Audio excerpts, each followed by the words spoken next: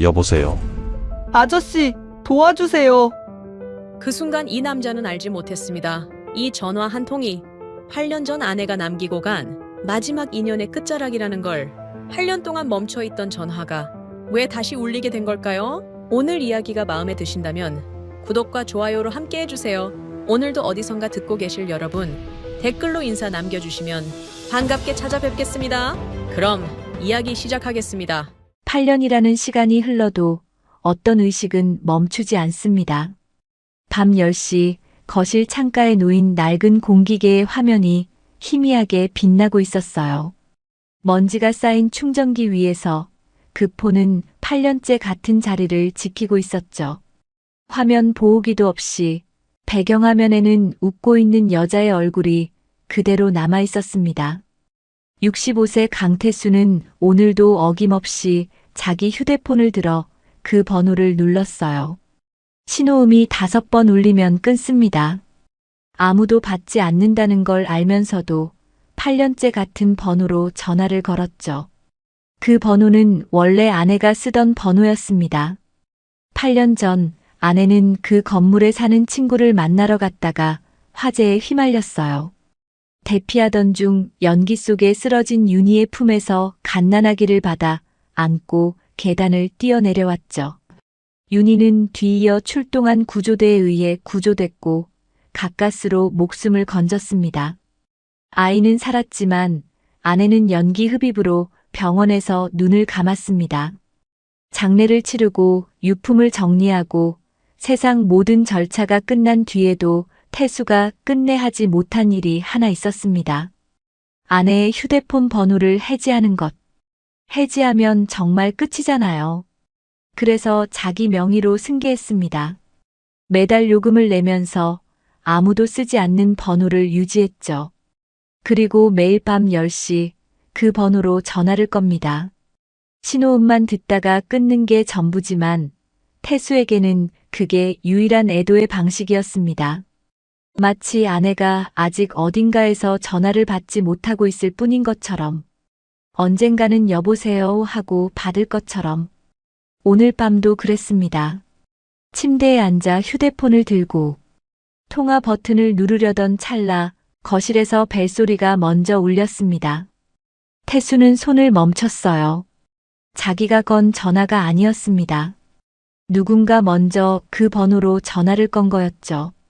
태수는 벌떡 일어나 거실로 뛰어갔습니다. 떨리는 손으로 공기계를 집어들었죠. 여보세요. 그 번호에서 사람 목소리를 들은 건 8년 만이었습니다. 아저씨, 도와주세요. 어린아이 목소리였습니다. 떨리고 울먹이고 겁에 질린 목소리. 누구야? 거기 어디야? 삼촌이 쓰러졌어요. 아이는 울면서 말했습니다. 옆에 있던 삼촌 같은 아저씨가 갑자기 쓰러졌다고. 눈을 안 뜬다고. 엄마가 이 번호 외우라고 했어요.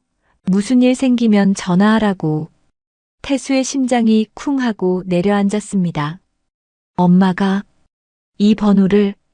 잠깐만, 이름이 뭐야? 지금 어디 있어? 준서요. 저 8살이에요. 근데 여기가 어딘지 몰라요. 태수는 다른 손으로 자기 휴대폰을 집어들었습니다. 119에 신고를 넣으려는데 손이 떨려서 2번이나 잘못 눌렀죠. 겨우 연결해서 아이에게 질문을 던졌습니다. 밖에 뭐가 보여? 창문으로 봐봐. 빨간 간판이요. 글자는 잘 안 보여요. 또 뭐 있어? 차 지나가는 소리 들려? 네. 큰 도로 같아요. 근데 세차장 있어요. 문 닫힌 세차장. 준서야, 혹시 벽에 뭐 붙어 있어? 종이 같은 거. 재개발. 구산동 재개발이라고 써 있어요. 태수는 119에 그 정보를 전달했습니다. 폐업한 세차장, 빨간 간판, 대로변 구산동 재개발 구역. 30년 넘게 현장을 뛰었던 감각이 살아났습니다. 머릿속으로 지도를 그리면서 옛 동료에게 문자를 보냈죠. 구산동 재개발 쪽 폐업 세차장 아는 데 있어? 경비실 딸린 곳. 답이 금방 왔습니다. 세차장 2군데 있는데 큰 도로 붙은 건 북쪽 현장이다. 경비실 있는지는 확실치 않아. 태수는 이미 현관문을 나서고 있었습니다. 준서야, 아저씨가 지금 갈게. 전화 끊지 마. 네. 근데 삼촌이 안 일어나요. 아저씨 빨리 와요. 아이의 울음소리를 들으며 태수는 차에 올라탔습니다. 8년 만에 그 번호로 걸려온 전화. 누군가의 엄마가 아이에게 이 번호를 외우게 했다는 것. 무섭고 위험할 때 여기로 전화하라고 했다는 것. 태수는 이유를 몰랐습니다. 다만 이 전화를 끊으면 안 된다는 것만은 알았죠. 잘못 걸려온 전화라면 이렇게 심장이 뛰지 않았을 겁니다. 8년 동안 멈춰있던 무언가가 그 밤 처음으로 다시 움직이고 있었습니다. 태수는 악셀을 밟았습니다. 밤거리의 신호등이 파랗게 바뀌고 차는 어둠 속으로 달려갔죠. 수화기 너머로 아이의 숨소리가 들렸습니다. 겁에 질린 작고 연약한 숨소리. 괜찮아, 준서야. 아저씨가 금방 갈게. 태수는 자기도 모르게 아내에게 하던 말투로 아이를 달래고 있었습니다. 밤 11시 무렵 태수의 차가 폐업한 세차장 앞에 멈춰 섰습니다. 동료가 알려준 북쪽 현장이 맞았어요. 119 구급차는 이미 도착해 있었죠. 빨간 경광등이 어둠 속에서 돌아가고 있었고 부지 안쪽 경비실에서 들것이 나오고 있었습니다. 태수는 차에서 내리자마자 뛰었습니다. 도착 직전에 통화가 끊겼어요.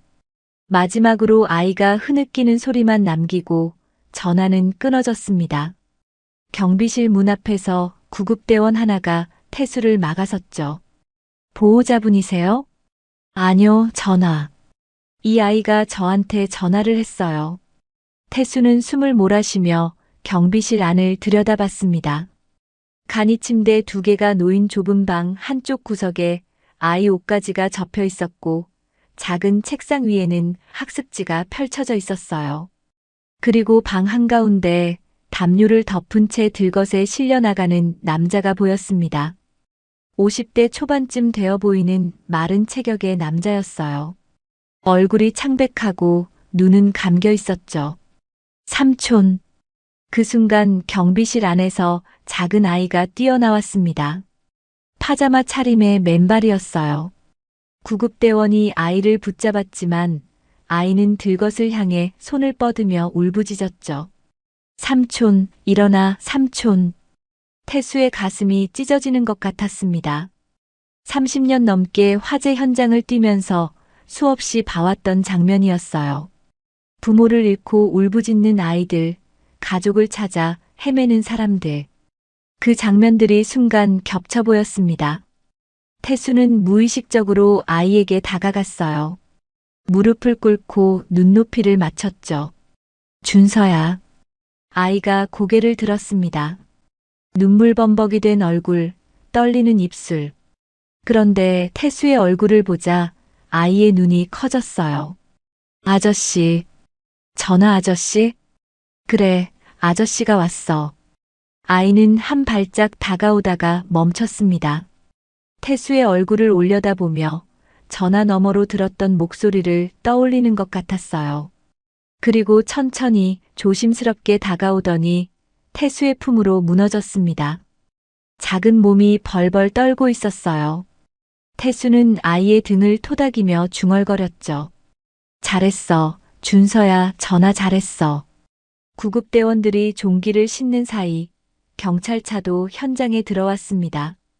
태수는 아이를 안은 채 경찰에게 상황을 설명했어요. 전화가 걸려왔고 아이가 위치를 알려줬고 119에 신고하면서 직접 찾아왔다고. 경찰은 경비실 안을 둘러보며 고개를 갸웃거렸습니다. 이 남자가 아이 보호자입니까? 그건 저도 모릅니다. 아이가 삼촌이라고 부르긴 했는데. 경찰은 경비실 안을 사진으로 찍기 시작했어요. 간이 침대 2개, 아이 옷가지, 학습지, 작은 냄비와 버너. 누가 봐도 이곳에서 생활한 흔적이 역력했죠. 아이를 이런 데서 키웠다고요? 경찰의 목소리에 의심이 섞여 있었습니다. 태수는 그제야 상황이 심상치 않다는 걸 깨달았어요. 아이를 데리고 폐업한 세차장 경비실에서 숨어 지내는 남자. 어떻게 봐도 정상적인 그림이 아니었죠. 일단 아이는 보호시설로. 잠깐만요. 태수가 말을 끊었습니다. 이 아이가 저한테 전화를 건 건 우연이 아닙니다. 아이 엄마가 이 번호를 외우게 했다고 했어요. 경찰이 태수를 바라봤습니다. 아이 엄마요? 엄마가 누군데요? 태수는 대답하지 못했어요. 그도 몰랐으니까요. 다만 이 번호가 어떻게 그 아이에게 닿았는지, 왜 하필 위험한 순간 이 번호를 떠올렸는지, 그게 단순한 우연은 아니라는 느낌만은 분명했습니다.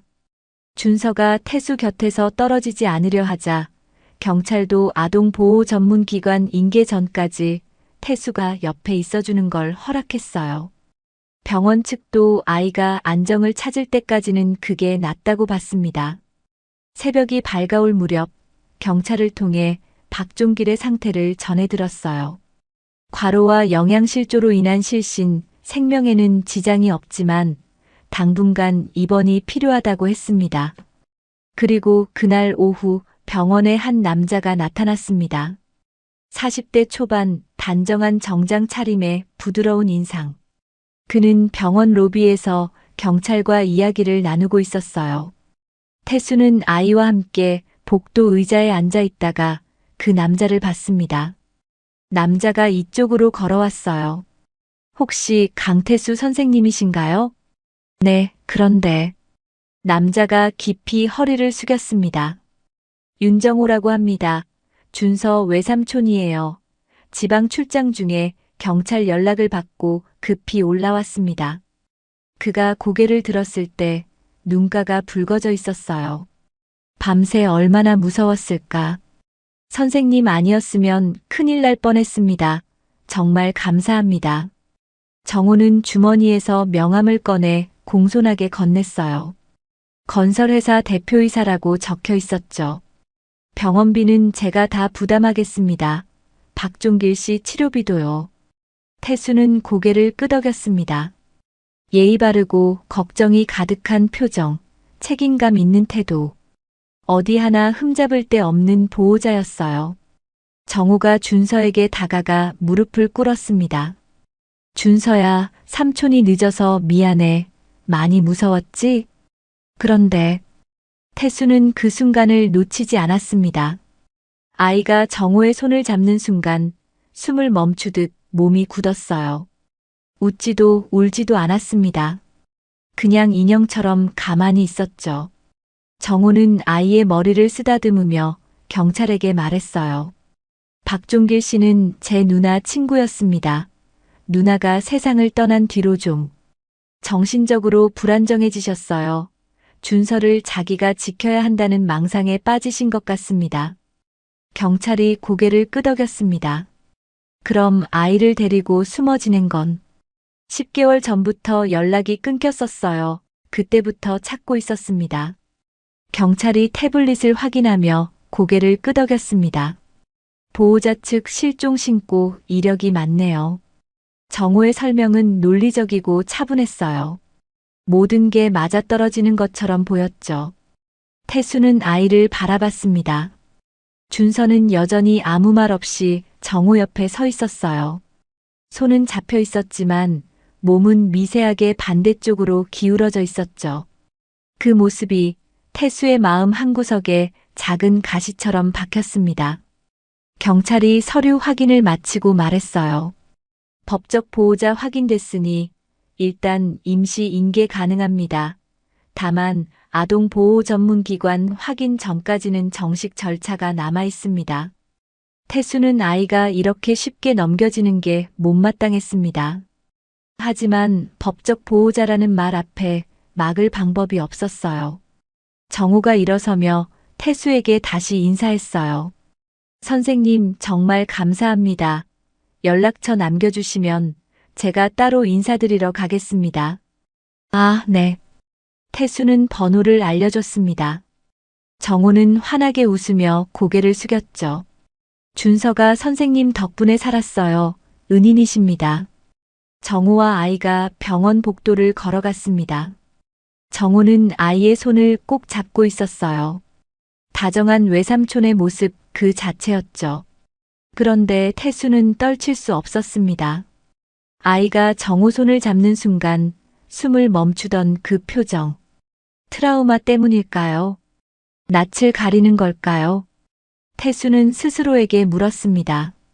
하지만 대답은 나오지 않았어요. 복도 끝에서 아이가 한 번 뒤를 돌아봤습니다. 태수와 눈이 마주쳤죠. 아이의 눈에 무언가가 담겨 있었어요.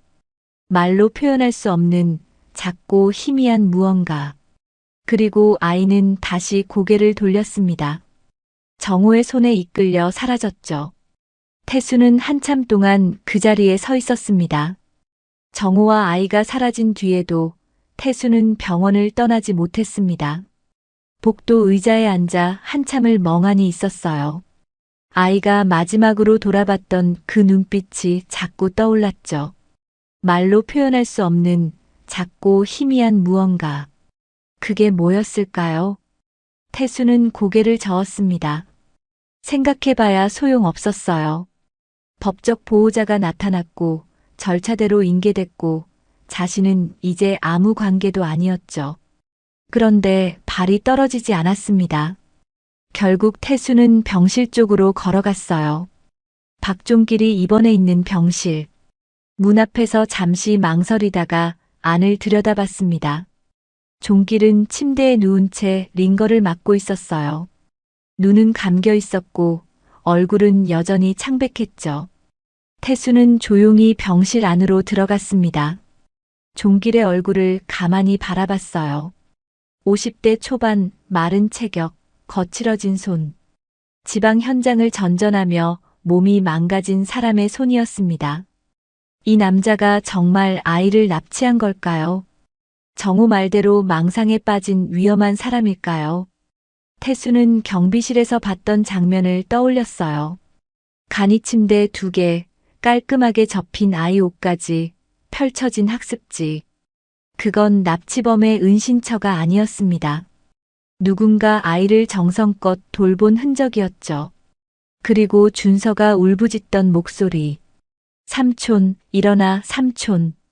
그 목소리엔 공포보다 매달림이 더 짙었습니다. 태수는 창가에 놓인 의자에 앉았어요. 종길이 깨어나기를 기다리기로 했습니다.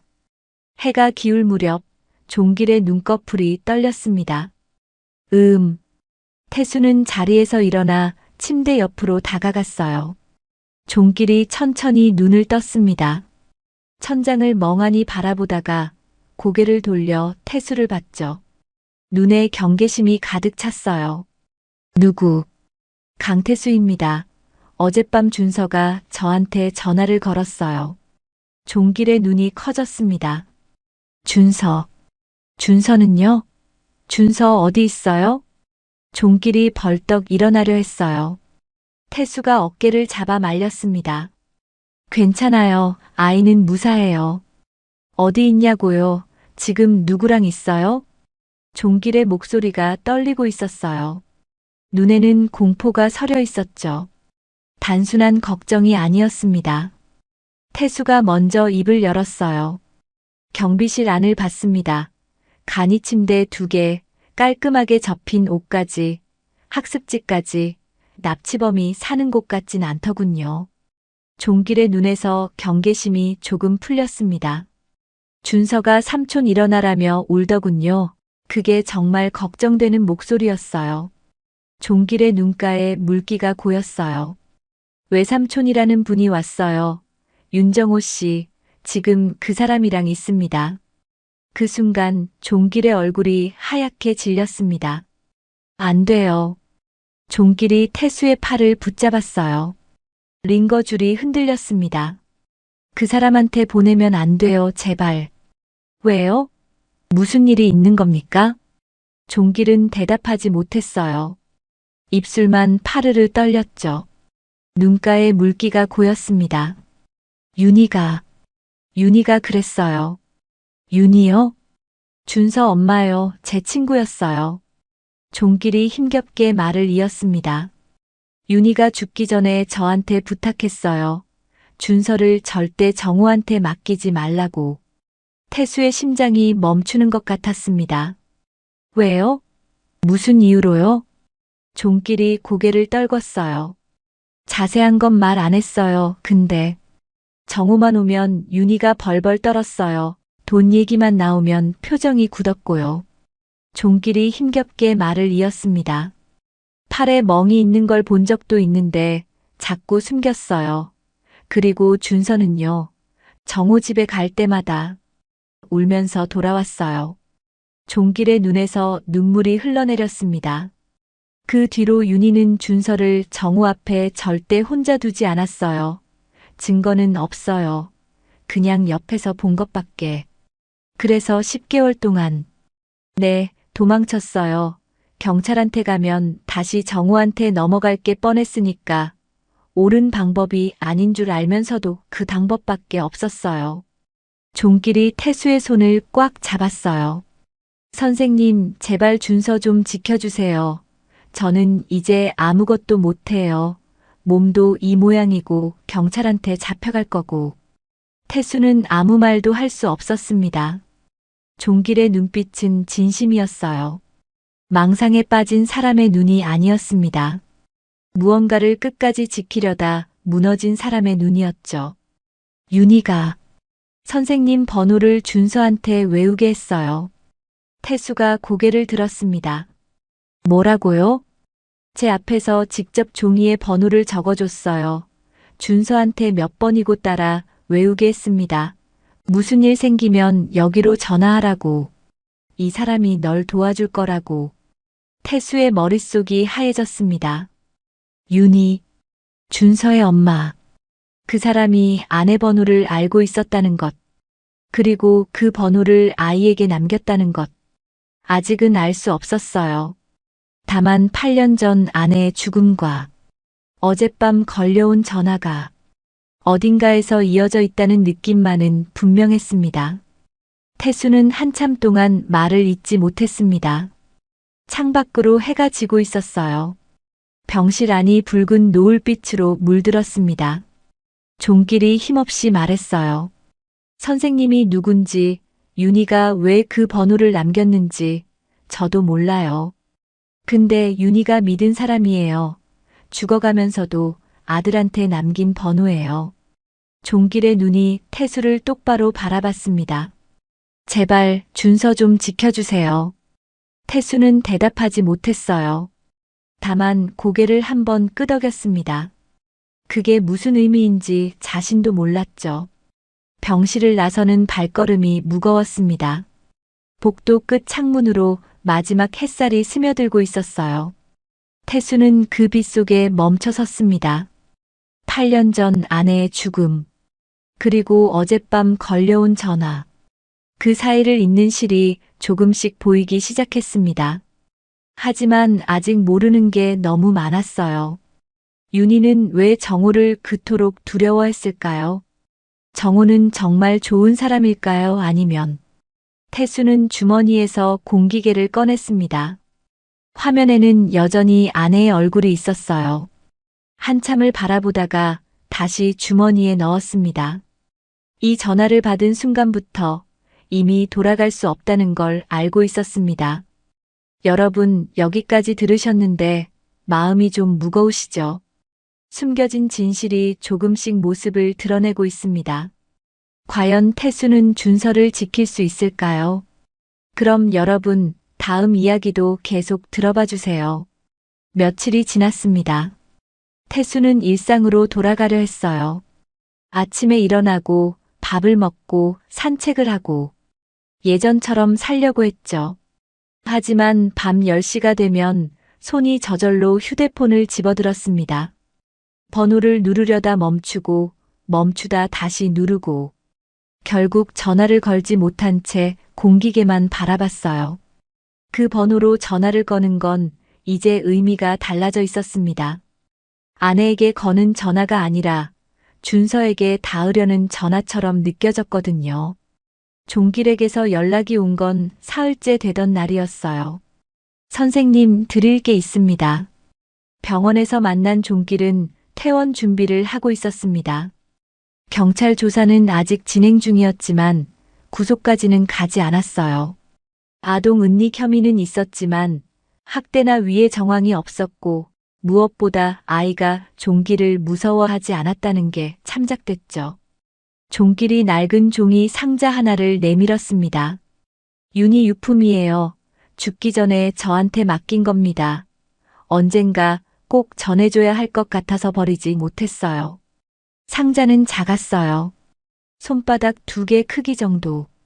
테이프가 누렇게 변색되어 있었습니다. 왜 저한테? 선생님이 가지고 계셔야 할 것 같아서요. 태수는 상자를 받아들었습니다. 가벼웠어요. 하지만 그 안에 뭐가 들었는지 알 수 없어서 손이 떨렸습니다. 집에 돌아와 거실 테이블 위에 상자를 올려놓았어요.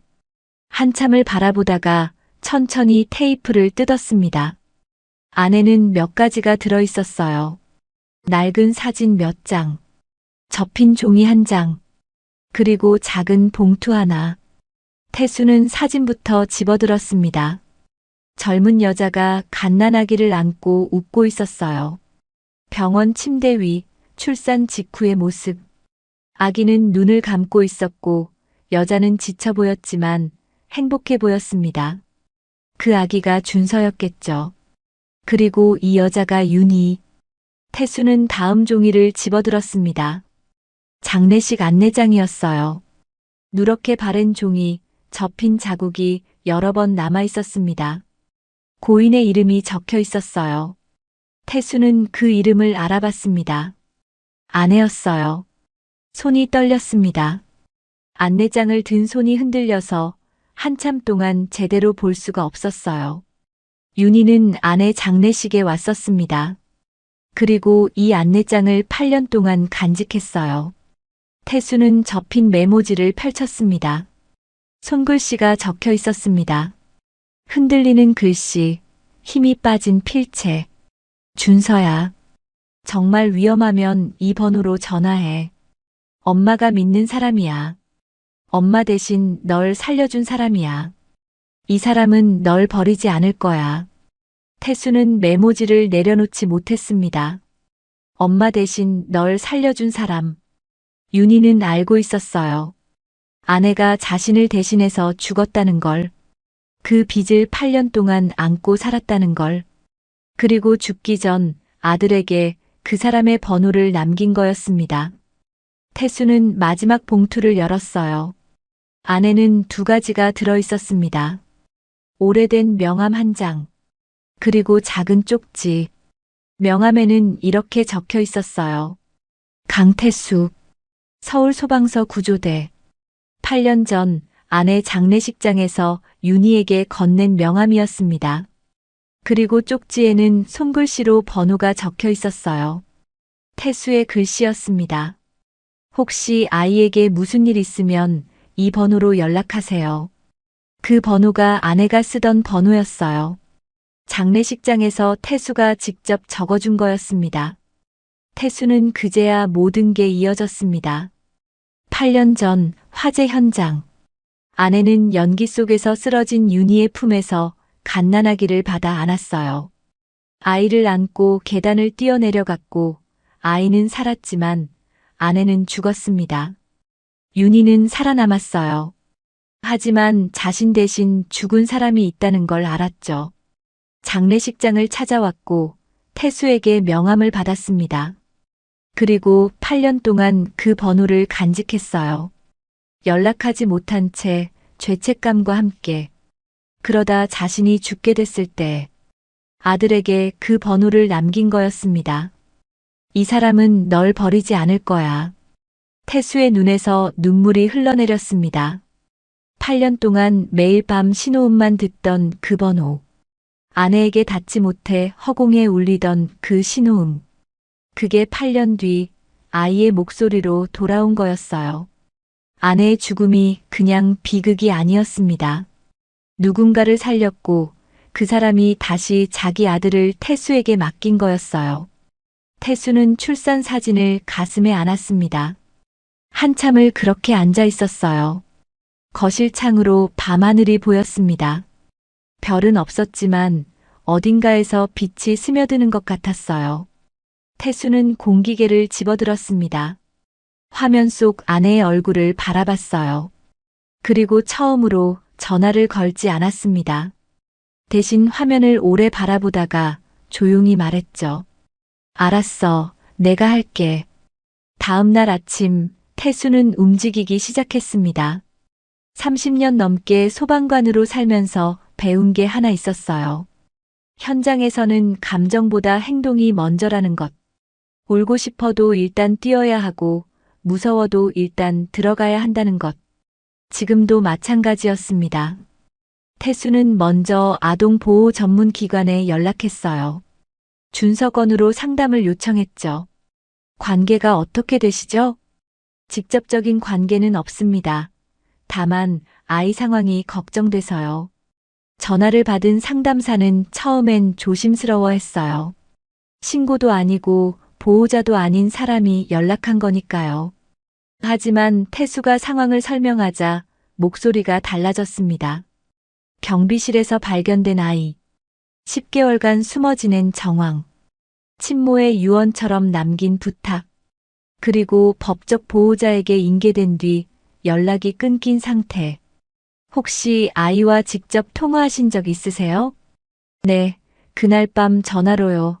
아이가 저한테 먼저 전화를 걸었습니다. 지금 아이 상태를 확인할 방법이 있으신가요? 없습니다. 외삼촌이 데려간 뒤로는요. 상담사가 잠시 침묵했어요. 선생님, 지금 말씀하신 내용만으로도 접수는 가능합니다. 다만 저희가 바로 조사에 들어가려면 조금 더 구체적인 정황이 필요합니다. 어떤 게 필요합니까? 학대 정황을 뒷받침할 기록이요.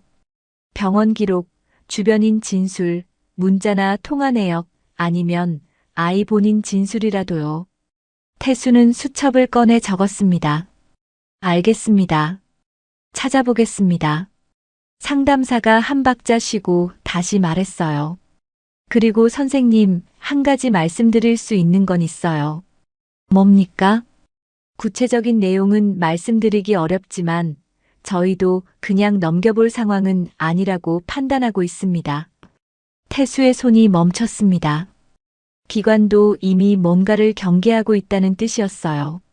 전화를 끊고도 태수는 한참 동안 가만히 앉아 있었어요. 종길이 병실에서 했던 말이 떠올랐습니다. 정오만 오면 윤희가 벌벌 떨던 것.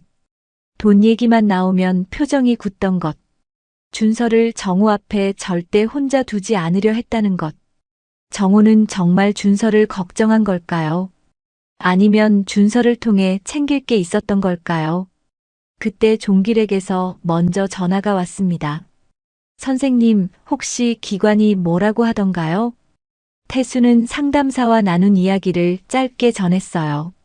종길은 잠시 말이 없었습니다. 그리고 힘겹게 입을 열었죠. 제가 가진 건 없어요. 근데 윤희 직장 동료 한 명은 찾아보셔야 해요. 누구 말입니까? 김수진 씨요. 윤희가 아팠을 때도 병문 안 왔고 끝까지 연락하던 사람이에요. 어쩌면 저보다 아는 게 더 있을 겁니다. 종길이 알려준 식당으로 태수는 곧장 향했습니다. 수지는 작은 식당을 운영하고 있었어요. 예전에 윤희와 같은 회사에서 일했던 동료였죠. 윤희 얘기요? 수진의 얼굴이 어두워졌습니다. 그애 떠날 때 장례식도 못 갔어요. 정호 씨가 가족장으로 조용히 치른다고 해서. 정호 씨에 대해 아시는 게 있습니까? 수진이 한숨을 쉬었어요. 윤희가 한번 그랬어요. 동생한테 돈 빌려줬는데 안 갚는다고. 근데 그게 뺏긴 것 같다고. 뺏겼다고요? 화재 이후에 정호 씨가 병원비랑 보험 처리에 필요하다고 서류를 가져왔대요. 윤희가 그때 몸이 너무 안 좋았거든요. 어디에 찍으라고 짚어주는 데만 도장을 찍었는데 나중에 알고 보니 윤희 명의 대출 서류가 섞여 있었던 거예요. 수진의 눈에 물기가 고였습니다. 그때 제가 그랬어요. 경찰에 가라고. 근데 윤희가 그러더라고요. 수진이 잠시 말을 멈췄어요. 가족인데 어떻게 그래. 그리고 준서 아빠도 없는데 정호밖에 없어. 태수는 아무 말도 할 수 없었습니다. 가족이라서. 그래서 더 빠져나올 수 없었던 거였어요. 수진이 한참 망설이더니 서랍에서 뭔가를 꺼냈습니다. 오래된 휴대폰이었어요. 윤희가 죽기 전에 맡겨둔 거예요. 수진의 손이 떨렸습니다. 동생이 보면 안 된다고 했어요. 무슨 뜻인지는 안 물어봤어요. 그냥 무서웠거든요. 그래서 지금까지 가지고 계셨던 겁니까? 정호 씨한테 줄 수가 없었어요. 윤희가 그렇게 말했으니까. 수진이 휴대폰을 내밀었어요. 비밀번호는 준서 생일이에요. 예전에 직접 들었어요. 문자랑 통화 기록 남아있을 거예요. 태수는 휴대폰을 받아들었습니다. 손이 떨렸어요. 집에 돌아와 휴대폰을 켰습니다. 비밀번호를 눌렀어요. 화면이 열렸습니다. 문자함에 정호와의 대화가 남아있었어요. 누나 서류 좀 써줘. 사업 자금 필요해. 이번만 도와줘. 다음 달에 갚을게. 왜 전화 안 받아? 피하지 마. 준서 데리고 갈게. 내가 봐줄 테니까 걱정 마. 그리고 마지막 문자. 누나한테 무슨 일 생기면 준서는 결국 내가 맡게 돼. 법적으로도 내가 제일 가깝잖아. 태수의 손이 떨렸습니다. 마지막 문자의 날짜는 윤희가 죽기 한 달 전이었어요. 협박처럼 보이지 않는 말투였지만 그래서 더 서늘했습니다. 정호는 이미 알고 있었던 거예요. 윤희가 약해지고 있다는 것도.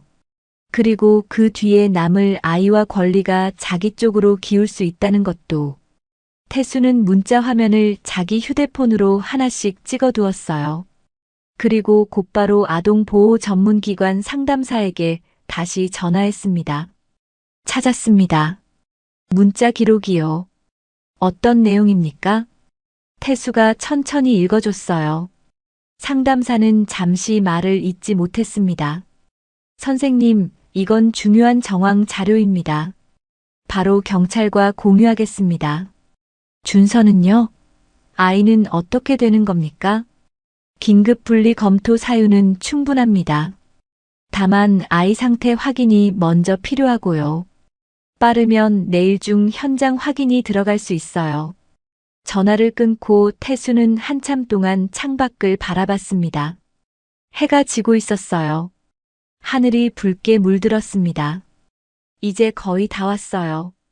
준서를 정호에게서 떼어놓는 일, 그리고 종길이 왜 그런 선택을 할 수밖에 없었는지 증명하는 일. 하지만 태수는 알고 있었습니다. 이게 끝이 아니라는 걸. 아이에게는 아직 상처가 남아 있었어요. 그 상처를 어떻게 돌봐야 할지 태수는 아직 몰랐습니다. 태수는 문자 화면이 잘 찍혔는지 다시 한번 확인했어요. 그리고 창가에 놓인 공기계를 한번 바라봤습니다. 한 가지는 분명했죠. 이 아이를 그냥 두고 볼 수는 없다는 것. 일주일이 지났습니다. 경찰에서 연락이 왔어요. 윤정호가 긴급 구속됐습니다. 재산 착취와 아동 학대 혐의였어요. 문자 기록과 금융 자료가 겹치면서 혐의가 구체화됐고 수사는 빠르게 진행됐죠. 아동보호 전문기관 상담사가 태수에게 전화했어요. 준서가 긴급 분리됐습니다. 지금 보호시설에 있어요. 아이 상태는요? 처음엔 아무 말도 안 했어요. 그런데 상담사가 잠시 말을 멈췄습니다. 전화 아저씨 어딨냐고 물었대요. 태수의 가슴이 뭉클해졌어요. 제가 가도 됩니까? 아이 안정에 도움이 될 것 같아요. 면회는 가능합니다. 시설 절차에 맞춰 진행하겠습니다. 보호시설은 서울 외곽에 있었어요. 작은 건물이었지만 마당에 그네가 있고 화분들이 놓여 있었습니다. 태수가 들어서자 복도 끝에서 작은 아이가 보였어요. 준서였습니다. 아이는 창밖을 보고 있었어요. 무릎을 모으고 앉아서 아무것도 하지 않은 채 태수가 천천히 다가갔습니다. 준서야. 아이가 고개를 돌렸어요. 그리고 태수를 보자 눈이 커졌습니다. 전하 아저씨. 아이가 자리에서 일어났어요. 한 발짝, 두 발짝.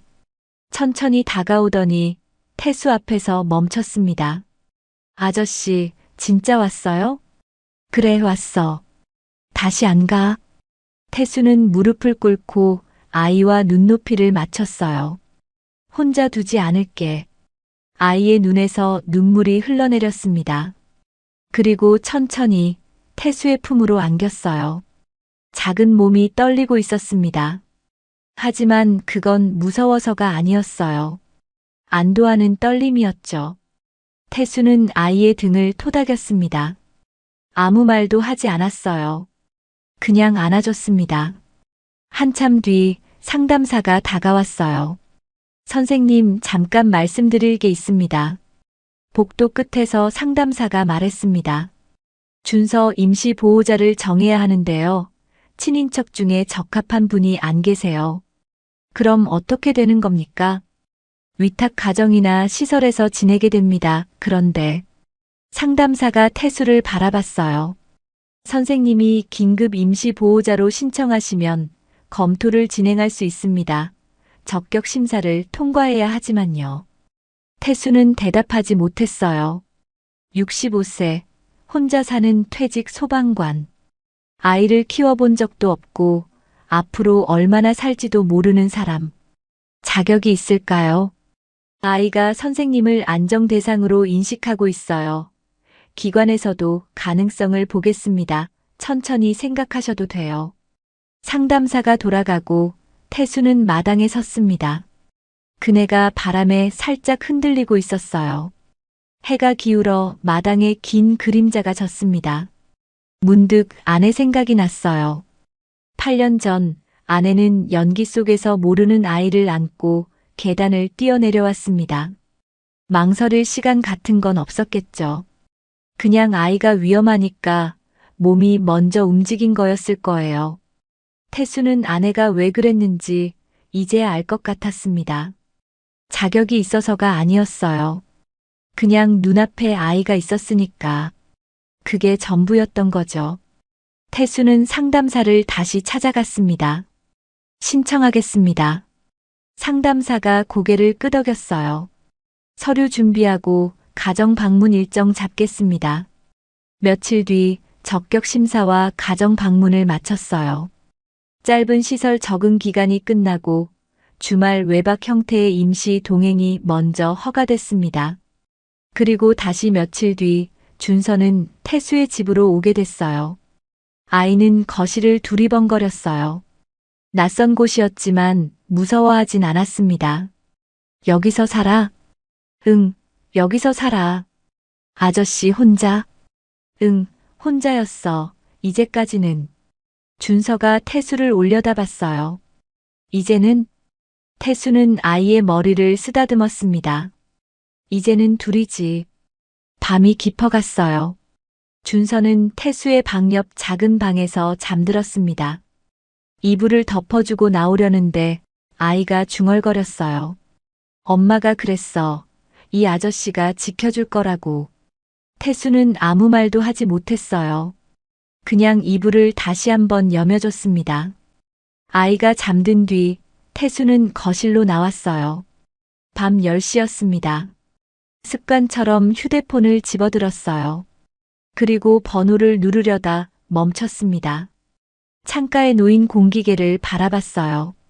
화면 속 아내의 얼굴이 희미하게 빛나고 있었습니다. 태수는 공기계를 들어 한참을 바라봤어요. 그리고 천천히 충전기 위에 내려놓았습니다. 태수는 조용히 준서의 방문 앞에 섰어요. 문틈으로 아이의 고른 숨소리가 들렸습니다. 8년간 매일 밤 허공에 울리던 신호음.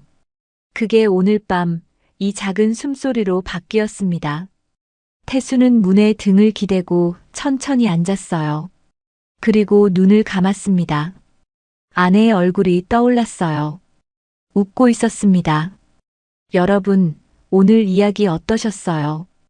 8년 동안 매일 밤 신호음만 듣던 전화기에서 어느 날 아이 목소리가 들려왔습니다. 그리고 그 전화 한 통이 한 남자의 삶을 완전히 바꿔놓았죠. 어쩌면 우리가 잃어버렸다고 생각한 것들은 정말 사라진 게 아닐지도 몰라요. 다른 모습으로 다른 사람을 통해 언젠가 다시 우리에게 돌아오는 건지도요. 오늘 이야기를 들으시면서 떠오른 사람이 있으신가요? 오래 연락 못했던 분, 마음속에 담아두기만 했던 분. 오늘 한 통화 건네보시는 건 어떨까요? 오늘 이야기 끝까지 함께 해주셔서 감사합니다. 당신의 하루에 작은 여운이 남았기를 바랍니다. 우리는 또 단짝처럼 다음 이야기에서 만날게요. 지금까지 사연단짝이었습니다. 야, 이 도둑년아! 11살쯤 되어 보이는 여자아이가 생선 좌판 앞에서 멱살을 잡혀 있었죠. 아저씨, 저 안 훔쳤어요. 돈, 여기. 닥쳐! 매일 새벽마다 와서 어슬렁거려! 경찰 불러! 아이의 손에는 구겨진 1,000원짜리 3장이 들려 있었어요. 그리고 그 손등에는 누가 봐도 맞은 자국인 시퍼런 멍이 선명했죠. 상인들은 몰랐어요. 이 아이가 왜 매일 새벽 5시에 이곳에 오는지, 그리고 왜 매번 1,000원짜리 3장을 꼭 쥐고 있었는지, 무슨 사연이 있는 건지 궁금하시다면 구독과 좋아요로 함께 해주세요. 어느 곳에서 듣고 계신지 댓글 남겨주시면 반갑게 인사드리겠습니다. 그럼 이야기 시작하겠습니다. 동묘 앞 새벽시장 4시 50분. 해가 뜨기 한참 전이라 시장 골목은 좌판 조명과 트럭 헤드라이트만이 어둠을 밀어내고 있었어요. 바닥에 깔린 젖은 박스 냄새와 사방에서 밀려오는 축축한 어둠이 뒤섞인 차가운 시장 골목 사이로 작은 그림자 하나가 움직였죠. 운동화 앞코가 찢어져 있었고 점퍼는 어깨가 너무 커서 소매를 2번이나 접어 올린 상태였어요. 강윤서 11살. 아이는 시장 입구에서 멈춰 서더니 주머니를 뒤졌어요. 구겨진 1,000원짜리 3장. 손바닥 위에 펴서 한 번 세고 입김을 불어 손을 녹인 뒤 다시 주머니에 넣었죠. 그리고 익숙한 걸음으로 시장 안쪽을 향했어요. 저기요. 아이가 다가간 곳은 시장 구석, 만식인의 수산이라고 적힌 낡은 천막 아래였어요. 주인은 10년 전 청량리에서 밀려나 여기 자리를 잡은 사람이었죠. 천만식, 이 바닥에서 오래 버틴 생선 장수였어요. 만식은 갈치를 다듬다 말고 고개를 들었어요. 뭐야, 또 왔어? 표정이 좋지 않았죠. 잡어 3,000원어치요. 잡어. 또. 만식은 칼을 도마에 탁 내려놓았어요. 야, 너 도대체 뭐하는 애야? 매일 새벽 5시에 와서 잡어만 사가면 뭐하게. 아이는 대답하지 않았어요. 그냥 구겨진 지폐 3장을 좌판 위에 올려놓았을 뿐이죠. 만식은 한숨을 내쉬었어요. 손님이 있는 것도 아니고 새벽이라 지나가는 사람도 없었거든요. 그는 투덜거리며 빨간 대야에서 잡어들을 건져 봉지에 담았어요. 팔아봤자 본전도 안 나오는 것들이었죠. 그런데 만식의 손이 잠깐 멈췄어요. 대야 옆에 있던 싱싱한 조기 한 마리를 슬쩍 봉지에 넣었거든요. 가져가.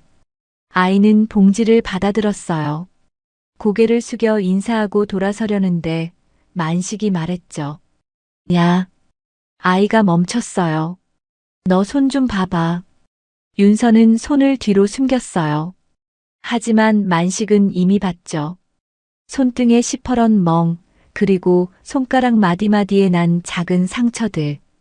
그거 누가 그랬어? 넘어졌어요. 넘어져서 손등에 저렇게 멍이 들어? 아이는 대답하지 않았어요. 봉지를 꼭 껴안고 빠르게 걸어나갔죠. 만식은 그 뒷모습을 한참 바라봤어요. 옆 좌판에서 배추를 다듬던 아주머니가 고개를 돌렸죠. 만식아, 저 애 왜 저래? 배순자 62.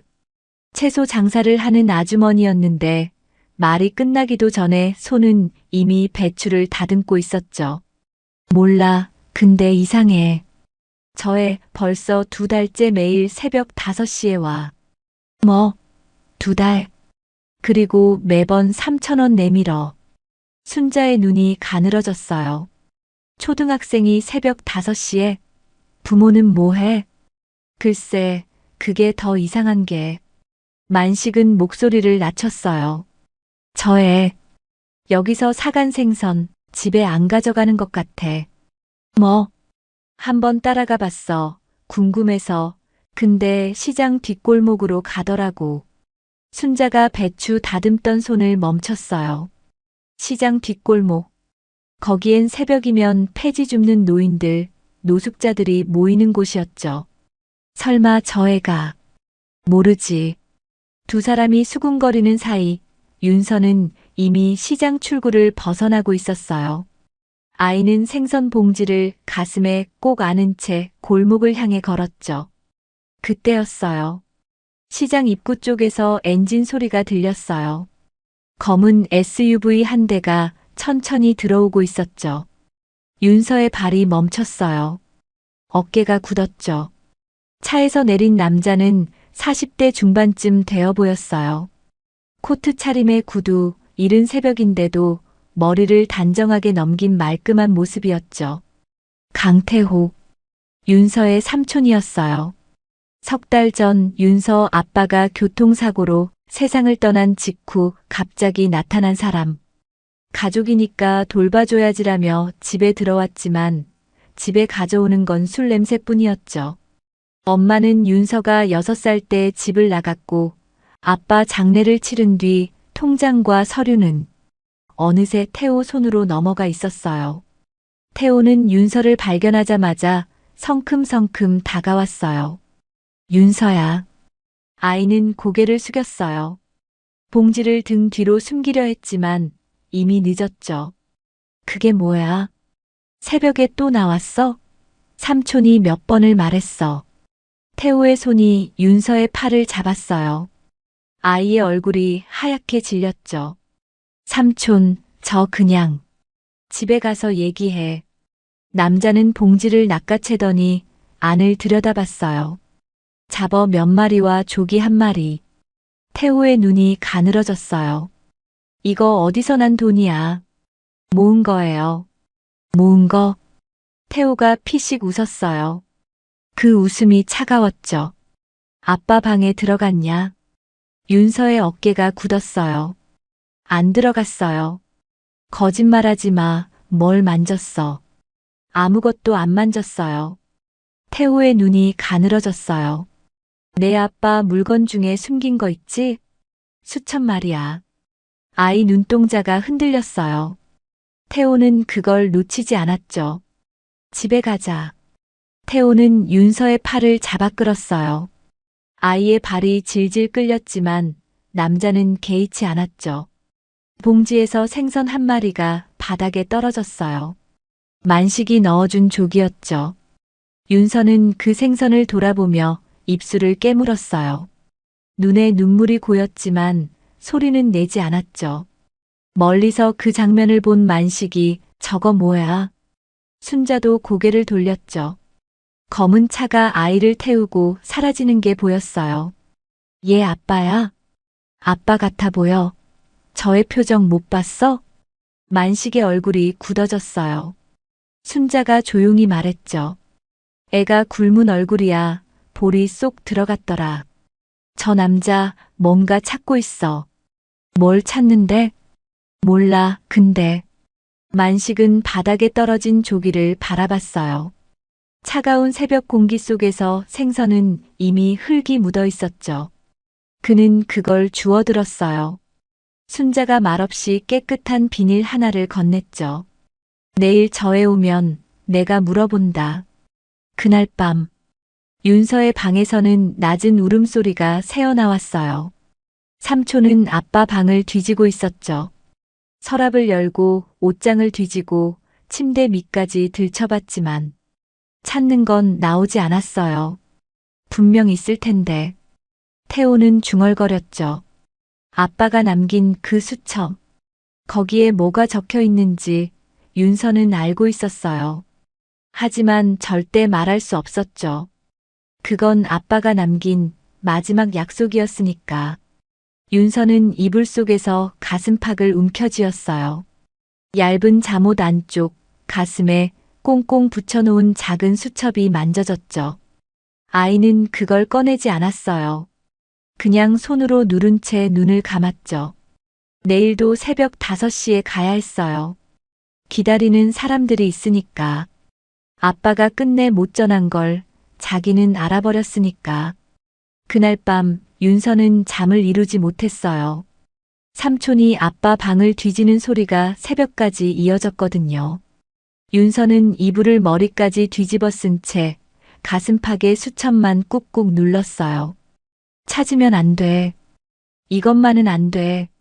다음 날 아침, 윤서는 학교에 가지 않았어요. 갈 수가 없었죠.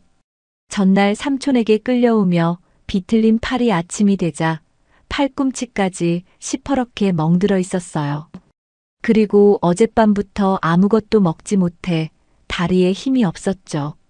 학교에 가면 점심은 먹을 수 있었어요. 무료 급식이니까요. 하지만 삼촌이 나가지 못하게 했어요.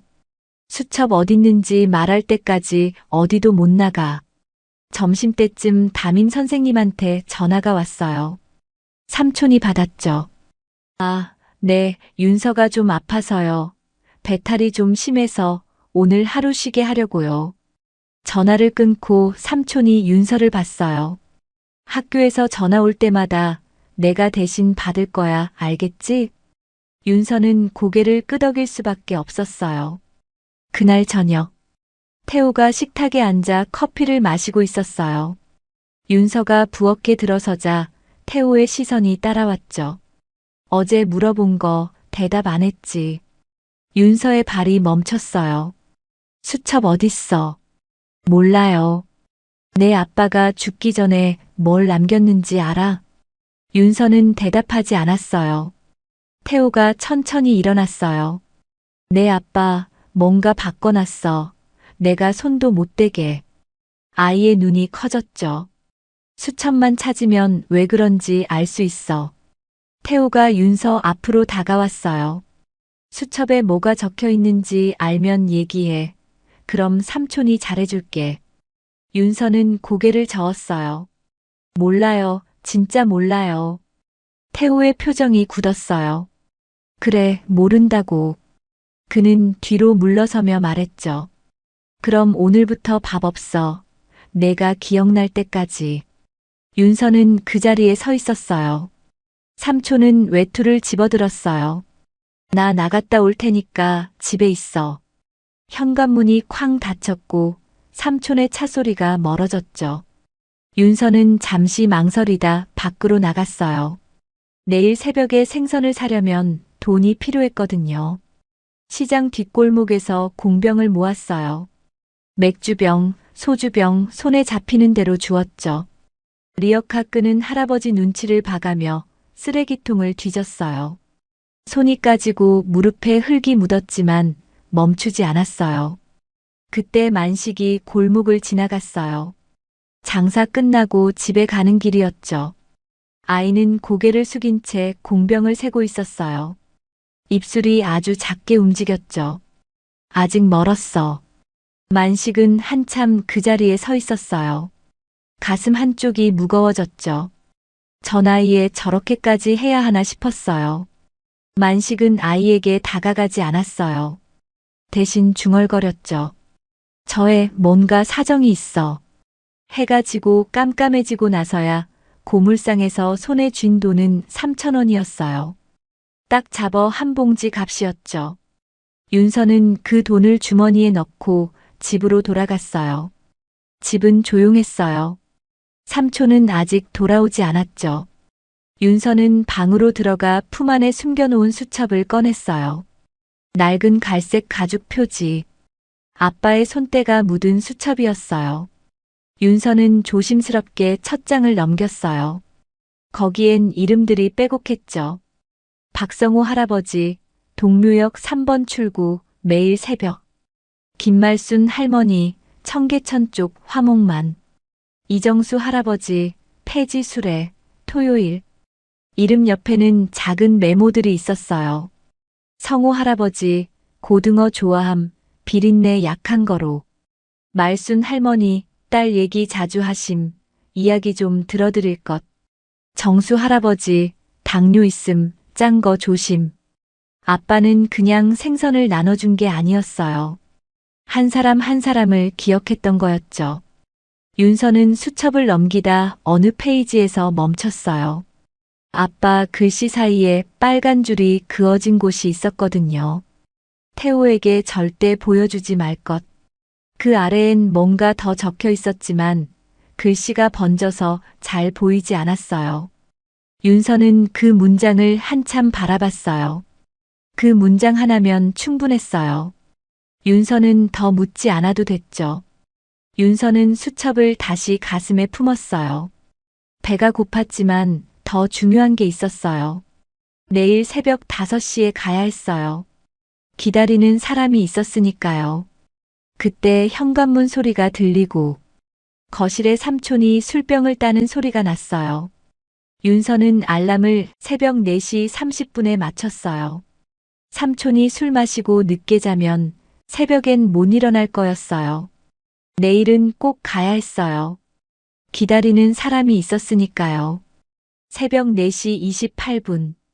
윤서의 눈이 떠졌어요. 알람이 울리기 2분 전이었죠. 아이는 소리 없이 일어나 알람을 껐어요. 방문을 살짝 열고 거실을 봤어요. 삼촌이 소파에 쓰러져 자고 있었죠. 빈 술병이 바닥에 굴러다녔어요. 코 고는 소리가 크게 울렸어요. 윤서는 숨을 죽이며 방문을 열었어요. 숨을 참고 살금살금 현관으로 갔어요. 현관 문고리를 잡았을 때 심장이 터질 것 같았어요. 찰칵. 문이 열렸어요. 윤서는 밖으로 빠져나와 문을 최대한 조용히 닫았죠. 그리고 뛰기 시작했어요. 새벽 공기가 차가웠지만 아이는 멈추지 않았어요. 어젯밤 모은 3,000원을 주머니 속에서 꽉 쥐었어요. 시장까지는 10분. 늦으면 안 됐죠. 동묘 시장에 도착했을 때 하늘은 아직 어두웠어요. 좌판마다 조명이 켜지고 있었고 트럭에서 생선 상자를 내리는 소리가 들렸죠. 윤서는 만식인의 좌판으로 향했어요. 그런데 발걸음이 멈췄어요. 좌판 앞에 사람들이 모여 있었거든요. 야, 이거 봐봐. 젊은 상인이 손에 뭔가를 들고 있었어요. 생선 봉지였죠. 만식은 새벽 윤서를 위해 잡어 봉지를 따로 챙겨뒀어요. 어젯밤 골목에서 본 공병 줍는 아이 모습이 자꾸 밟혔거든요. 만식이 형이 오늘 따로 챙겨뒀더라고. 근데 이거 누구 줄 거래? 몰라. 이따 오면 물어봐. 매일 새벽에 오는 그 애한테 주려는 거 아냐? 윤서의 심장이 쿵 내려앉았어요. 그 애? 매일 새벽에 오는 게? 그 애 말이야. 만식이 형이 요즘 신경 쓰더라고.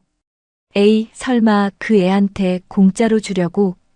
젊은 상인이 코웃음을 쳤어요. 괜히 일 커지면 골치 아플 텐데 그 애 뭔가 이상하잖아. 윤서는 용기를 냈어요. 만식 아저씨가 챙겨둔 거라면 자기한테 주려던 거겠죠. 아이는 조심스럽게 다가가 봉지를 집어들었어요. 그리고 3,000원을 좌판에 두려던 순간, 야, 이 도둑년아. 누군가 윤서의 멱살을 잡았어요. 젊은 상인이었죠. 뭐야, 남의 물건 훔쳐가? 아, 아니에요. 이거 만식 아저씨가.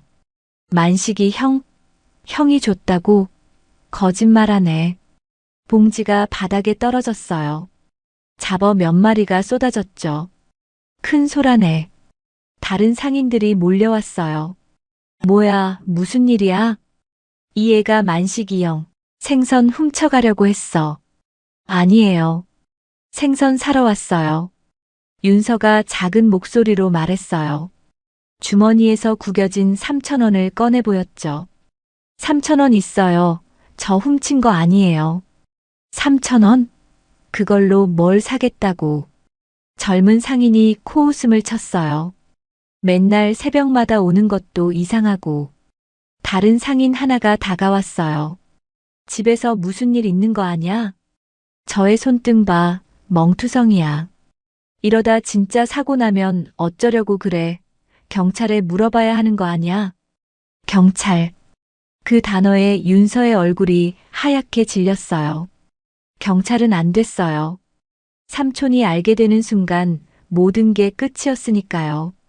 아니에요. 저 괜찮아요. 그냥 생선만. 괜찮긴 뭐가 괜찮아. 너 어디 사는 애야? 윤서는 돌아서서 뛰기 시작했어요. 야, 거기서. 뒤에서 소리가 들렸지만 아이는 멈추지 않았어요. 골목을 빠져나와 뒷길로 숨었죠. 숨이 턱까지 찼어요.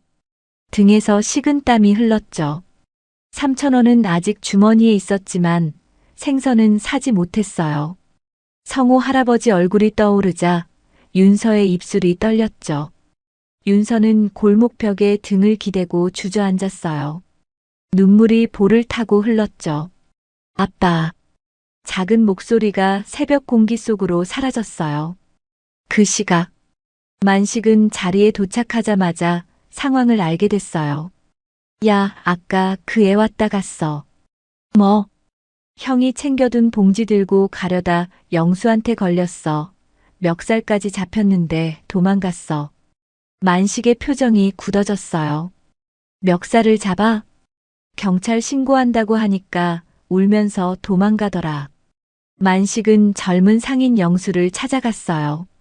야, 그의 일 함부로 단정하지 마. 형, 누가 봐도 이상하잖아요.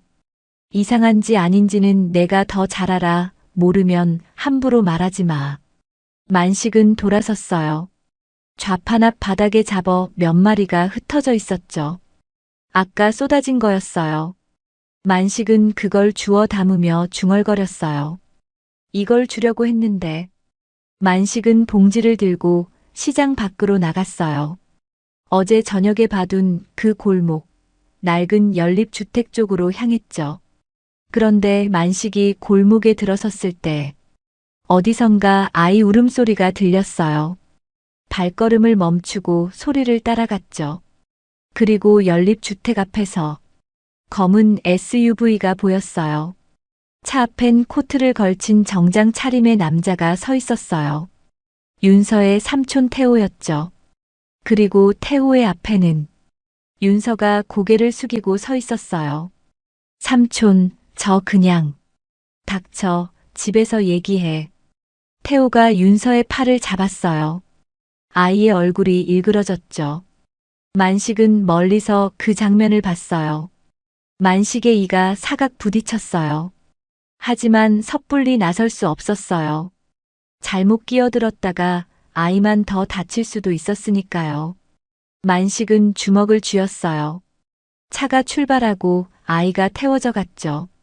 만식은 그 자리에 한참 서 있었어요. 그리고 중얼거렸죠. 저 남자부터 확인해야겠어.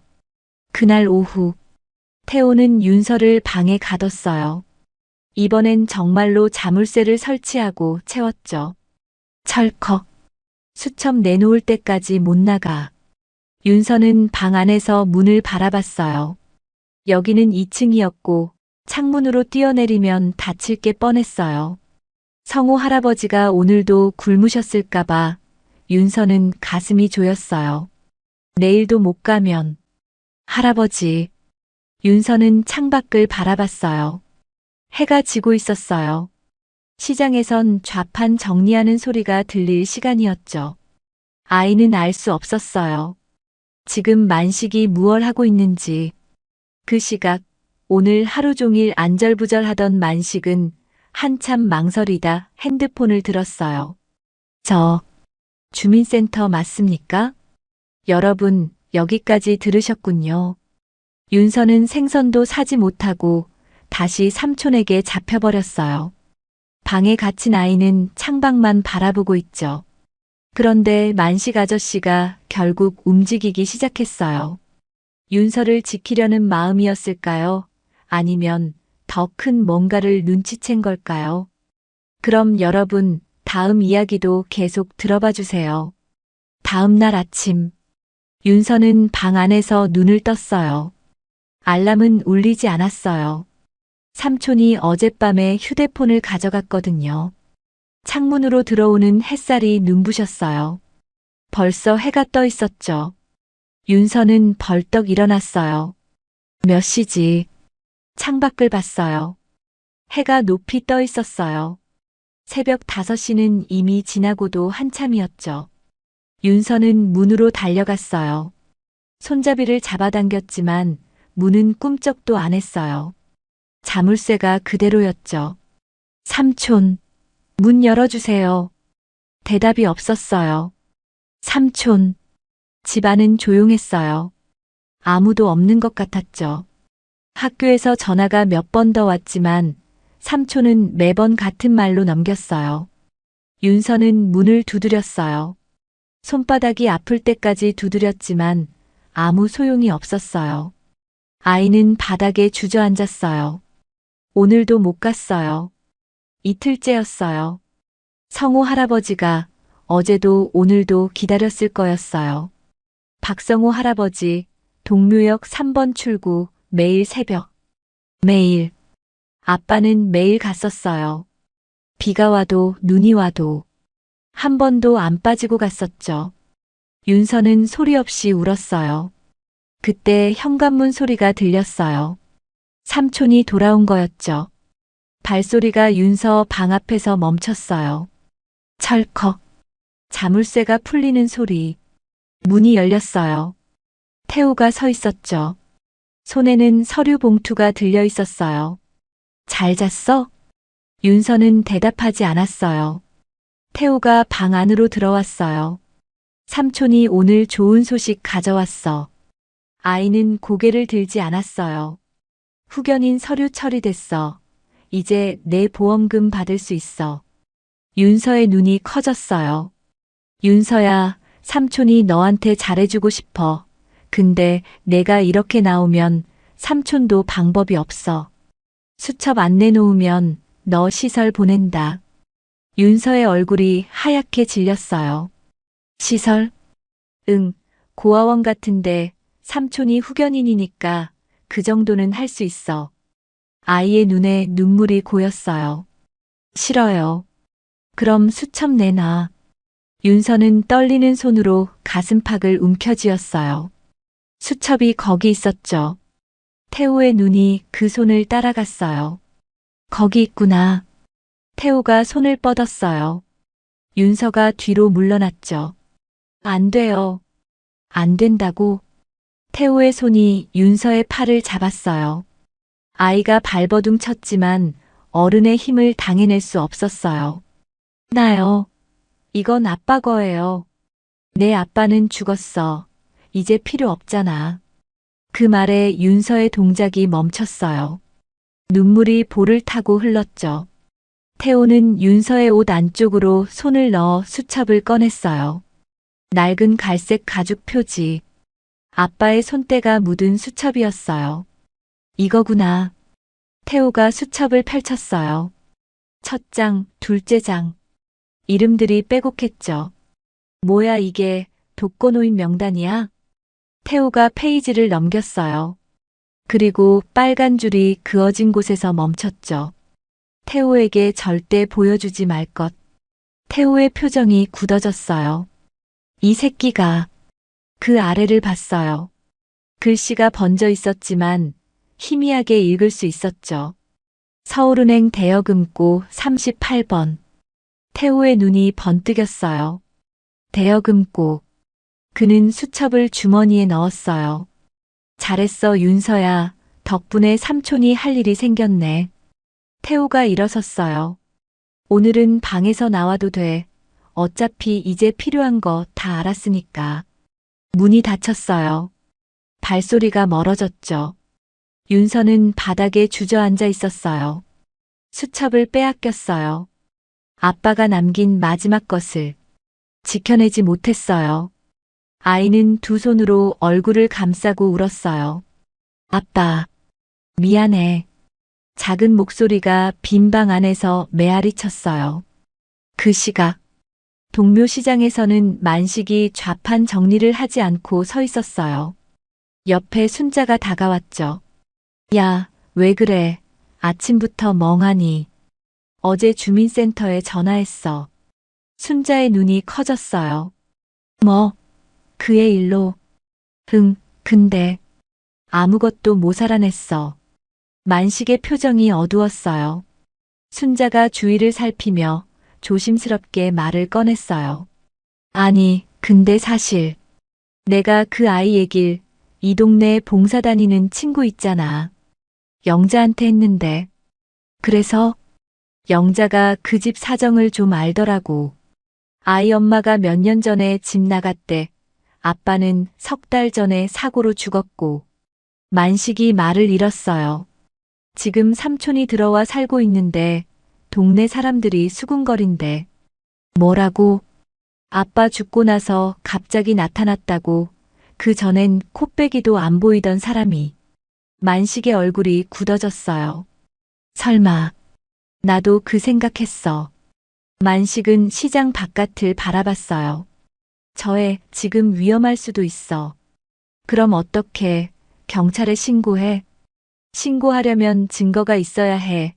지금은 그냥 의심일 뿐이야. 만식은 주먹을 쥐었어요. 직접 가봐야겠어. 어디로? 어제 본 그 연립주택. 만식은 앞치마를 벗었어요. 순자가 팔을 잡았죠. 야, 위험해. 혼자 가지 마. 그럼 어쩌라고. 애가 맞고 있을 수도 있어. 순자는 한참 만식을 바라봤어요.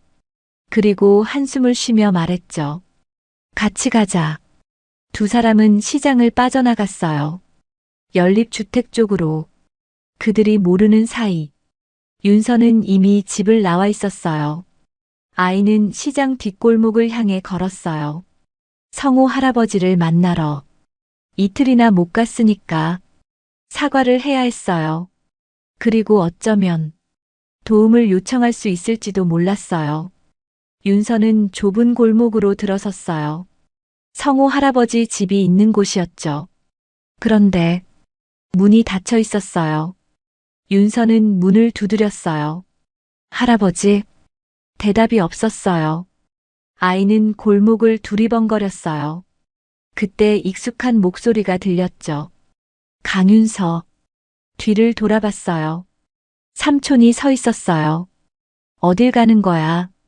윤서의 발이 얼어붙었어요. 태호가 다가왔어요. 삼촌이 방에서 나와도 된다고 했지. 어딜 가라곤 안 했어. 할아버지한테. 할아버지, 그 독거노인들. 태호가 피식 웃었어요. 그 인간들한테 뭘 바라는 거야? 도와줄 것 같아? 윤서는 대답하지 못했어요. 태호가 윤서의 팔을 잡았어요. 집에 가, 손님이 올 거야. 손님이요? 응, 시설에서 내 상태 확인하러. 윤서의 얼굴이 하얗게 질렸어요. 시설. 정말로 보내려는 거였어요. 싫어요. 저 안 갈 거예요. 윤서가 삼촌의 손을 깨물어 팔을 뺐어요. 그리고 뛰기 시작했죠. 아야, 야, 거기서 잡히기만 해봐. 태호가 뒤쫓았어요. 윤서는 골목을 빠져나와 큰 길로 뛰었어요. 숨이 찼지만 멈출 수 없었어요. 그때 앞에서 누군가 나타났어요. 윤서야. 만식이었어요. 옆에 순자도 있었죠. 윤서는 멈춰 섰어요. 눈물이 볼을 타고 흘렀어요. 아저씨. 만식은 윤서 뒤쪽을 봤어요. 태호가 달려오고 있었죠. 만식의 표정이 굳어졌어요. 저 남자가 삼촌이냐? 윤서가 고개를 끄덕였어요. 만식은 윤서를 등 뒤로 밀었어요. 그리고 태호 앞에 섰죠. 잠깐만요. 태호가 멈췄어요. 뭐야 당신은? 이 아이 자주 보는 사람입니다. 만식의 목소리는 낮지만 단단했어요. 아이한테 무슨 짓 하는 겁니까? 태호의 눈이 가늘어졌어요. 남의 집 일에 왜 끼어들어요? 남의 집 일인지 아닌지는 제가 판단하겠습니다. 윤서는 만식의 등 뒤에서 떨고 있었어요. 하지만 처음으로 누군가 자기 앞에 서 있었어요. 골목에 긴장이 흘렀어요. 만식과 태호가 마주 서 있었죠. 남의 집 일에 끼어들지 마세요. 태호의 목소리는 차가웠어요. 조카를 데려가는 것뿐입니다. 애가 왜 울면서 도망칩니까? 만식은 물러서지 않았어요. 아이 손등에 멍은 왜 있는 겁니까?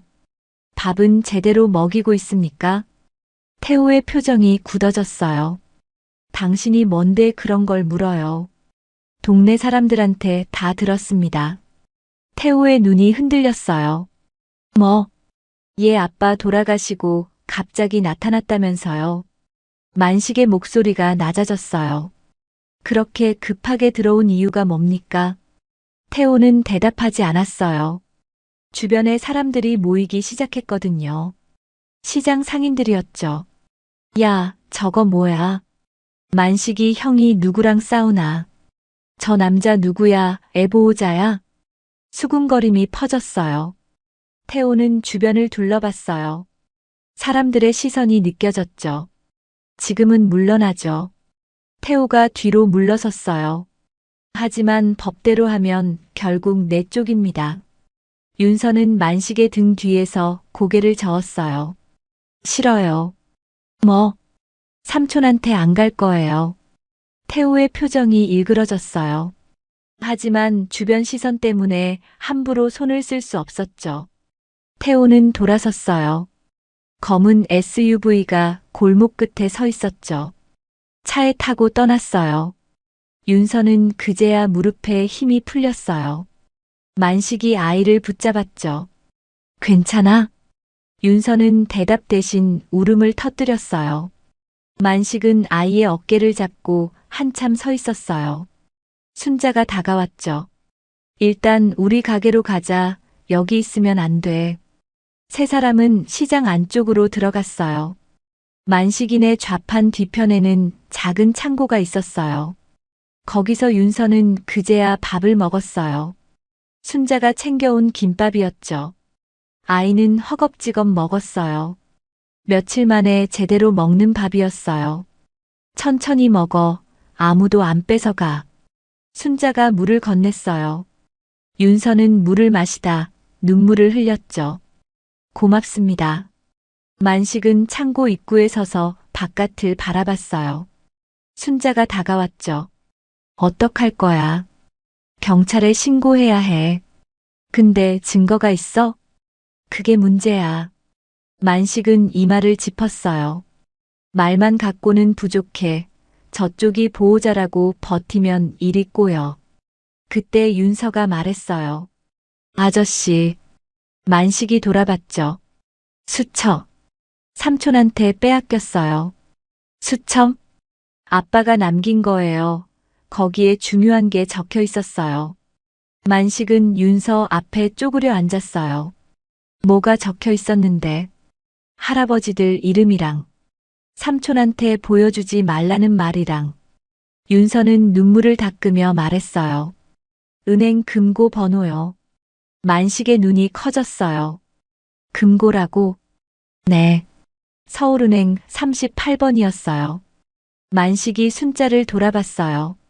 서울은행이면 여기서 가깝지? 2블록이야.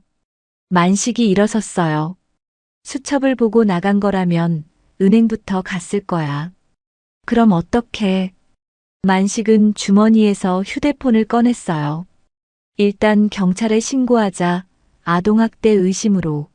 만식아, 증거가. 일단 신고하고 은행으로 가야 해. 금고 열리기 전에 막아야 해. 만식은 전화를 걸었어요. 여보세요, 경찰서입니까? 아동학대 의심 신고하려고요.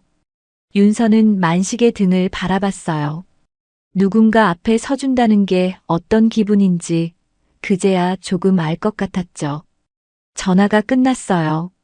만식이 말했죠. 경찰이 곧 온대. 순자야, 너는 여기서 윤서 지키고 있어. 넌 은행 가볼게. 그 금고부터 막아야 해. 혼자 가게. 시간 없어. 만식은 창고를 나갔어요. 뛰기 시작했죠. 서울은행까지는 5분 거리였어요. 은행에 도착했을 때 태호가 창구 직원과 얘기하고 있었죠. 대여금고 38번이요. 열어주세요. 만식은 재빨리 핸드폰을 꺼내 경찰에 다시 전화했어요. 위치를 알려주고 빨리 와달라고 부탁하며 끊었죠. 전화를 끊고 지켜봤어요. 본인 확인이 필요합니다. 신분증과 계약자 관계 증명서 있으신가요? 여기요. 태호가 서류를 내밀었어요. 직원이 서류를 확인했죠. 후견인 서류군요. 잠시만요. 확인 절차가 있습니다. 직원이 서류를 다시 넘겨봤어요. 만식은 숨을 골랐어요. 어떻게 막아야 할지 몰랐어요. 서류만 들이밀면 저 남자 쪽이 맞아 보였으니까요. 그때 은행 입구로 누군가 들어왔어요. 경찰이었어요. 강태호 씨 맞습니까? 태호가 뒤를 돌아봤어요. 네. 경찰이 왜? 아동학대 의심 신고가 2건 접수됐습니다. 2건요? 시장 상인 쪽에서 한 건, 학교에서 한 건입니다. 태호의 눈이 커졌어요. 학교요? 며칠째 결석인데 보호자 연락이 이상하다고요. 경찰이 한 걸음 다가왔어요. 보호자 신분 확인과 사실관계 확인이 필요합니다. 동행해 주시죠. 태호의 얼굴이 굳어졌어요. 뭐? 아동학대? 말도 안 돼. 나 지금 급한 일 처리 중이라고. 그건 확인 후에 하셔도 됩니다. 경찰이 태호의 팔을 잡았어요. 태호의 시선이 만식에게 꽂혔죠.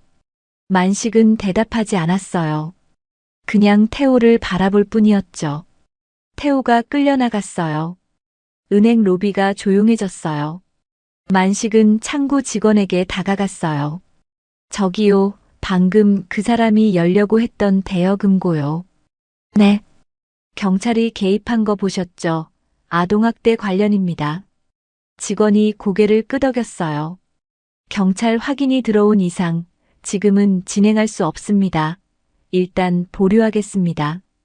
만식은 한숨을 내쉬었어요. 적어도 당장은 막은 셈이었죠. 만식은 은행을 나와 시장으로 돌아갔어요. 창고에는 순자와 윤서가 있었죠.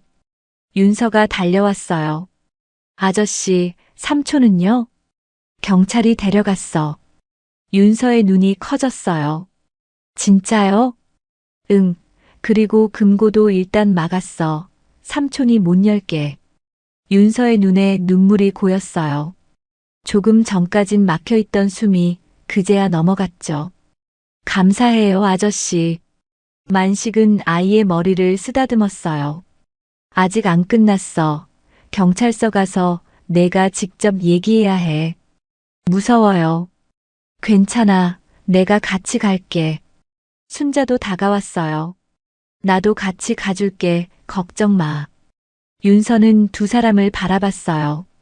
며칠 전만 해도 차갑게만 보이던 얼굴들이었어요. 그런데 지금은 아니었죠. 윤서는 고개를 끄덕였어요. 네, 갈게요. 세 사람은 시장을 나섰어요. 경찰서 쪽으로. 윤서는 걸으면서 하늘을 봤어요.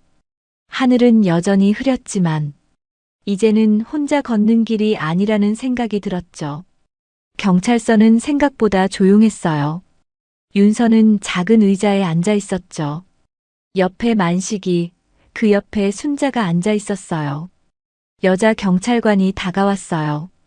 윤서야, 힘들겠지만 몇 가지만 물어볼게. 괜찮아? 윤서는 고개를 끄덕였어요. 떨리는 목소리로 하나씩 말하기 시작했죠. 삼촌이 들어온 뒤로 달라진 것들, 굶겨진 날들, 방에 갇힌 날, 수첩을 빼앗긴 일, 그리고 아빠가 왜 그 수첩을 남겼는지. 경찰관은 조용히 듣고 있었어요. 다 듣고 나서 고개를 끄덕였죠. 잘 얘기해줬어. 고마워. 경찰관이 일어나 다른 방으로 갔어요. 잠시 후 돌아왔죠. 윤서야, 좋은 소식이 있어. 아이가 고개를 들었어요. 금고에서 아빠가 남긴 서류들이 나왔어. 윤서의 눈이 커졌어요. 보험증서랑 유언장이었어. 삼촌 말과는 전혀 달랐어. 만식과 순자도 귀를 기울였어요. 유언장엔 재산을 전부 윤서에게 남기고 성인이 될 때까지 복지재단이 관리한다고 적혀 있었어. 경찰관이 윤서를 바라봤어요. 그리고 후견인도 복지재단으로 지정해뒀더라. 삼촌한테 맡기지 말라고 따로 적어놨어. 윤서의 눈이 커졌어요. 아빠가 미리요? 응, 아빠가 널 지키려고 다 준비해놨던 거야. 보험금은 절차 밟아서 나중에 받게 될 거고, 일단 복지재단에서 보호해줄 거야. 방 안이 조용해졌어요. 윤서의 눈에서 눈물이 흘렀죠. 삼촌이 거짓말한 거예요? 응, 삼촌은 처음부터 자격이 없었어. 윤서는 소리내어 울었어요. 만식은 고개를 돌렸어요. 눈시울이 붉어져 있었죠. 그 시각, 태호는 다른 방에서 조사를 받고 있었어요. 아이 진술과 상처 상태가 일치합니다. 경찰관이 서류를 넘겼어요. 감금, 학대, 그리고 재산 관련 혐의까지 조사가 길어질 겁니다. 태호는 끝내 고개를 떨궜어요. 며칠이 지났어요. 복지재단 사람도 만났고 경찰서에도 몇 번 더 다녀왔죠. 그리고 며칠 후 윤서는 시장에 다시 왔어요. 새벽 5시. 만식이네 좌판 앞이었죠. 왔어? 만식이 갈치를 다듬다 말고 고개를 들었어요. 네. 윤서는 3,000원을 내밀었어요. 만식이 피식 웃었죠. 야, 그거 됐어. 네. 그 돈은 넣어둬. 그냥 와. 윤서의 눈이 커졌어요. 그때 옆에서 순자가 말했어요. 야, 만식아, 그런데 윤서 아빠 이름이 뭐라고 했지? 강머식이. 강현우 아니야? 만식의 손이 멈췄어요. 뭐? 순자가 윤서를 바라봤어요. 애야, 내 아빠 이름이 혹시 강현우야? 윤서가 고개를 끄덕였어요. 만식의 얼굴이 굳어졌어요. 야, 설마. 7, 8년 전에 저쪽 끝자리에서 생선 팔던. 맞아, 그 사람 아니야?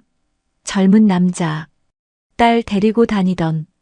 만식이 윤서를 다시 봤어요. 너 그때 그 꼬마였어? 윤서는 기억이 났어요. 어릴 때 아빠 손잡고 시장에 왔던 날들. 좌판 옆에 앉아 아빠가 생선 다듬는 걸 구경했던 기억. 아빠가 여기서 장사했어요? 했지. 한 4, 5년 했나. 그러다 청량리 쪽에서 밀려온 상인들 들어오고 나서 자리세가 확 뛰었어. 현우는 그걸 못 버티고 결국 장사 접었지. 순자가 한숨을 쉬었어요. 그래도 장사 접고 나서도 매일 새벽에 왔어. 생선 사서 어디론가 가더라고. 그게 만식이 중얼거렸어요. 그 동네 어르신들한테 나눠주는 거였구나. 윤서의 눈에서 눈물이 흘렀어요. 아빠는 자리를 잃고 나서도 나눔을 멈추지 않았던 거였어요. 남는 생선이 아니라 직접 사서 가져다 주었던 거였죠. 그래서 내가 매일 새벽에 왔구나. 만식이 윤서의 머리를 쓰다듬었어요. 아빠가 하던 일 이어받은 거였어. 윤서는 고개를 끄덕이며 울었어요. 만식이 생선 봉지를 건넸어요. 오늘은 잡어만 있는 게 아니었어요. 싱싱한 고등어도 들어있었죠. 성호 할아버지, 고등어 좋아한다며 가져가. 윤서는 봉지를 받아들었어요. 그때 순자가 비닐봉지 하나를 내밀었어요. 나도 배추랑 무야 국 끓여 드시라고. 그 뒤로 다른 상인들도 하나둘 다가왔어요. 과일 장수 아저씨가 사과 몇 개를 내밀었죠.